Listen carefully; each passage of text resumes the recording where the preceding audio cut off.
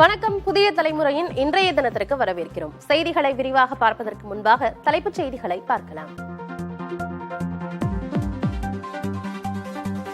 மதுரை மாவட்டம் அரிட்டாப்பட்டி டங்ஸ்டன் சுரங்க ஏலத்தை ரத்து செய்து மத்திய அரசு உத்தரவு.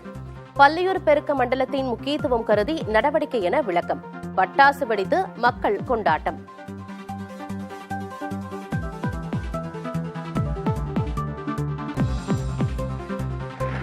அரிட்டாப்பட்டி மக்கள் போராட்டத்துக்கு தொடர்ந்து முக்கியத்துவம் அளித்த புதிய தலைமுறை. நிகழ்ச்சியுடன் நன்றி தெரிவித்த கிராம மக்கள். இந்த போராட்டம் வந்ததிலிருந்து புதிய தலைமுறை தான் நாங்க பாக்குறோம். வேற சேனல் எதுவும் பார்க்க மாட்டோம். உங்க ஒத்துழைப்பு தான் எங்களுக்கு உறுதியை கொடுத்தது. உங்க உறுதியா ஓடுது. உங்க சேனல் தான் ஓடுது. நீங்க தான் உண்மையானவங்க. உண்மையா எல்லா நேரத்திலும் நீங்க தான் போட்டது. அரிட்டாவட்டி மக்களோட எந்த இடத்துல போய் நின்றோம்னாலும் இதே புதிய தலைமுறை எங்களோட நண்பர்கள் நிற்பாங்க.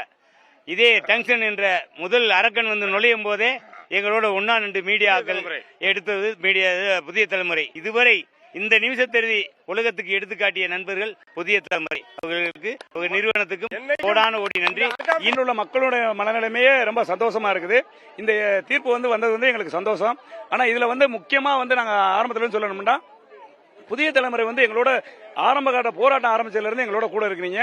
அதுல உங்களுக்கு நாங்க மிகுந்த நன்றியை தெரிவிக்கிறோம்.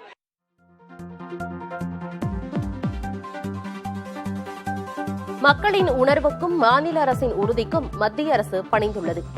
டங்ஸ்டன் ஏலம் ரத்து செய்யப்பட்டதற்கு முதலமைச்சர் மு க ஸ்டாலின் வரவேற்பு.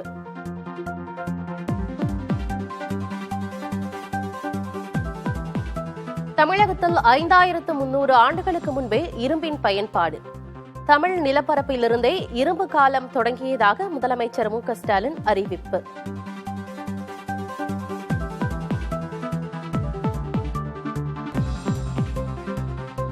நூறு நாள் திட்ட பயனாளிகளுக்கு சம்பளம் வழங்காததை கேட்டால் மேலே இருக்கிறவன் பார்த்துப்பான் என்பது போல தப்பு நினைக்கிறார். தமிழக நிதியமைச்சர் மீது எதிர்க்கட்சித் தலைவர் எடப்பாடி பழனிசாமி பாய்ச்சல்.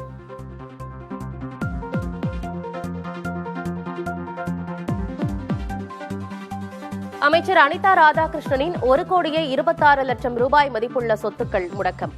சட்டவிரோத பணப்பரிமாற்ற தடை சட்டத்தின் கீழ் அமலாக்கத்துறை நடவடிக்கை.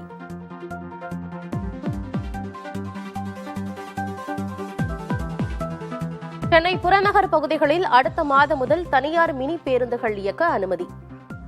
போக்குவரத்து கழகங்களை தனியார் மயமாக்கும் நடவடிக்கை என பாமக தலைவர் அன்புமணி கண்டனம்.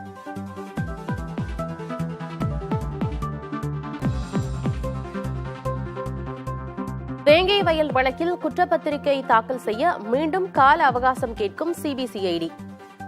புதுக்கோட்டை வன்கொடுமை தடுப்பு நீதிமன்றத்தில் மனு தாக்கல்.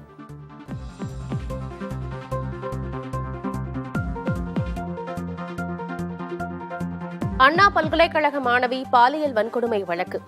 முதல் தகவல் அறிக்கை வெளியானது தொடர்பாக அமிராபபுரம் காவலர் மருதுபாண்டி மீது வழக்கு பதிவு.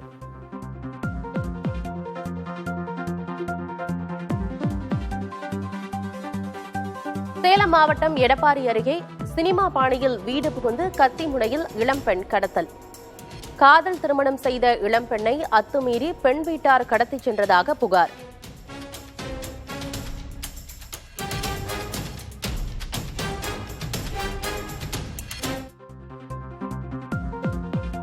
புதுக்கோட்டையில் சமூக செயற்பாட்டாளர் ஜகபர் அலி கொலை செய்யப்பட்ட வழக்கு. குவாரி உரிமையாளர் ராமையா காவல் நிலையத்தில் சரண்.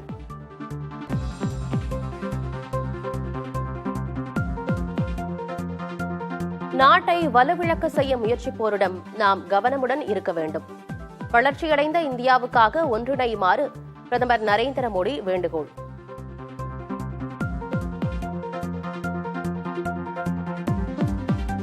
அமெரிக்காவில் அடுத்த 4 ஆண்டுகளுக்கு 51 லட்சம் கோடி ரூபாய் அளவுக்கு முதலீடு.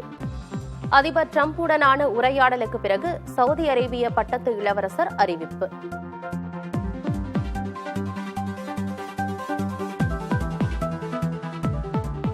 சர்வதேச செஸ் தரவரிசை பட்டியலில் இந்திய வீரர் அர்ஜுன் எரிகியாசி பின்னடைவு. உலக சாம்பியனான குகேஷ் 4வது இடத்திற்கு முன்னேற்றம்.